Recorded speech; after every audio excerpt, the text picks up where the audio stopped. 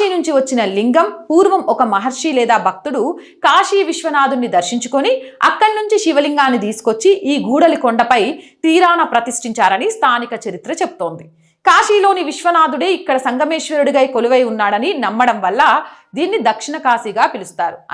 గుడి స్వర్ణముఖి నదిలో వెలిసిన లింగం అగస్త్య మహామహర్షి తీసుకొచ్చి ప్రతిష్ఠించారు.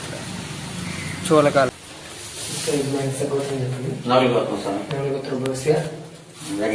వెంకటేశ్వర నాందేశ్య జ్యోతి నాందేశ్య లక్ష్మీ వెంకటవరం నాందేశ్య